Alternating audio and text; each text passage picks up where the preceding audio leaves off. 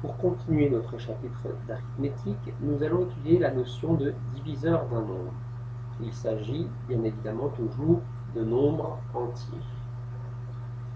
Qu'est-ce qu'un diviseur d'un nombre entier? Pour étudier cette notion, nous allons reprendre une opération bien connue, la division euclidienne. Alors la division euclidienne, c'est tout simplement la division entière. On dit aussi la division avec reste, c'est-à-dire la division que vous avez apprise à l'école primaire. Effectuons cette division très simple de 35 par 3. On se pose la question, 35, combien de fois 3? 3 fois 11, ça fait déjà 33. 33 ôté de 35, il reste 2. Voilà, nous avons effectué cette division de 35 par 3. Et chacun des nombres de cette division porte un nom. 35, par exemple, souvenez-vous, c'est le dividende. Le nombre 3, ici, dans cette division, qui clignote en rouge, c'est le diviseur. Le résultat, 11, c'est ce qu'on appelle le quotient.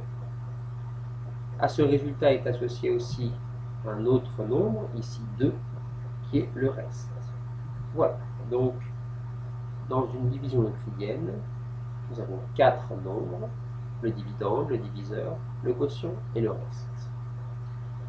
Nous venons d'effectuer la division de 35 par 3. Eh bien, effectuons maintenant la division de 35 par 4. Ça n'est pas plus difficile. En 35, combien de fois 4? Il y va 8 fois, puisque 8 fois 4, ça fait déjà 32.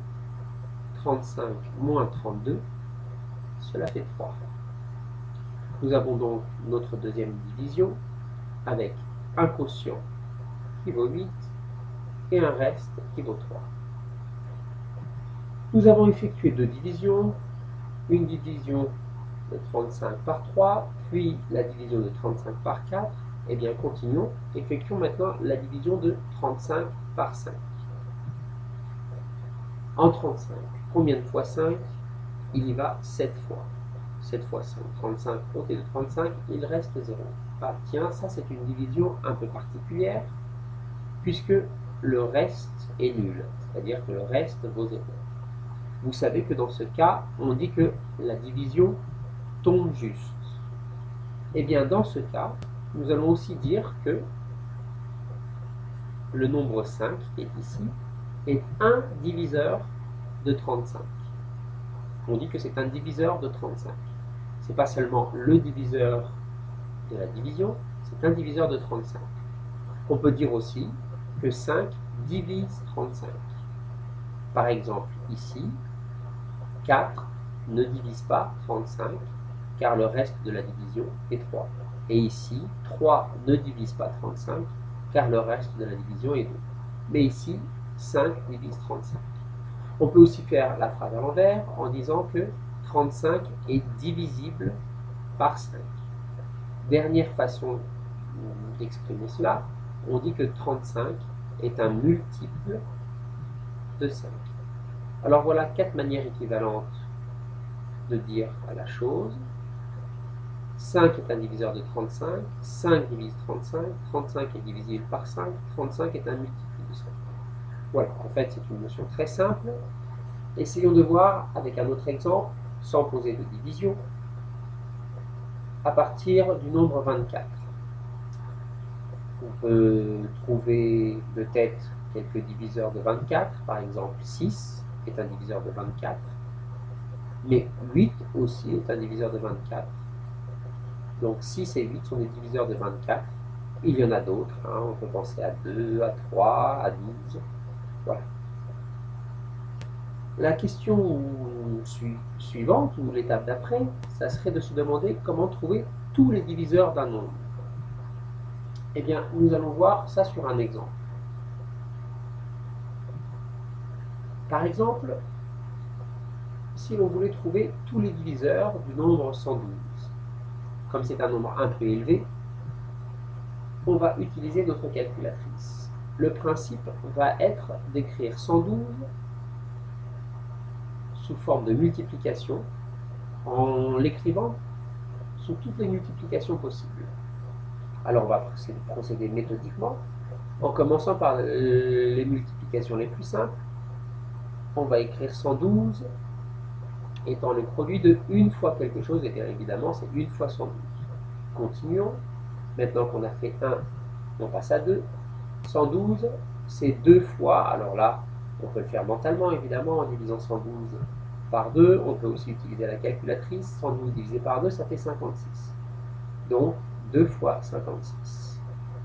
Nous avons écrit 112 comme un produit à partir de 1, à partir de 2. Continuons avec 3. Alors, à la calculatrice, nous allons essayer de faire 112 divisé par 3. Ceci dit, on peut prévoir que ça ne va pas marcher parce que, souvenez-vous, les critères de divisibilité, on ajoute les chiffres de 112, 1 plus 1, 2 plus 2, 4. Si on n'est pas dans la table de 3, le nombre lui-même n'est pas divisible par 3. D'ailleurs, quand on fait 112 divisé par 3, on trouve 37,3. 3, c'est un nombre décimal, donc 112 n'est pas divisible par 3. Essayons par 4 du coup. 112 divisé par 4, cela donne 28. Écrivons-le. Par 5, oh, c'est peut-être pas la peine d'essayer par 5, car on sait que les multiples de 5 se finissent par 5 ou 0, ce qui n'est pas le cas de 112. Passons à 6. 112 divisé par 6, ça ne marche pas. Passons à 7. 112 divisé par 7, cela donne 16. La calculatrice. Continuons, nous avons effectué la division par 7. Effectuons la division par 8. 112 divisé par 8, à la calculatrice, ça nous donne 14. Continuons, il n'y a pas raison de s'arrêter pour le moment. Essayons avec 9. 112 divisé par 9, vous pouvez essayer de le faire, ça ne marche pas. 112 divisé par 10, évidemment, on sait que 112 n'est pas un multiple de 10, car le multiple de 10 se termine par 0. 112 divisé par 11, la calculatrice, cela donne un nombre à virgule, donc cela ne marche pas. On pourrait continuer, 112 divisé par 12, mais là on arrive à un point où ça ne va plus être la peine de continuer, car entre 10 et 11, eh bien, on arrive à une valeur où les deux s'échangent. Et d'ailleurs, 12 fois 10, ça fait déjà 120. Donc, il n'y aura plus de possibilité. Ça n'est pas la peine de continuer au-delà. Nous avons donc écrit 112 sous forme de multiplication. Et voilà toutes les multiplications possibles. Eh bien, pour trouver les diviseurs de 112, on va remettre tout ça dans l'ordre. Commençons par 1, 2, 4, 7 et 8. J'ai écrit tous les chiffres qui sont en rouge. Écrivons maintenant les autres facteurs. Si on veut les mettre dans l'ordre, partons de la droite. 14, 16, 28, 56 et enfin 112. Voilà, nous avons établi la liste de tous les diviseurs de 112. 1, 2, 4, 7, 8, 14, 16, 28, 56 et enfin 112.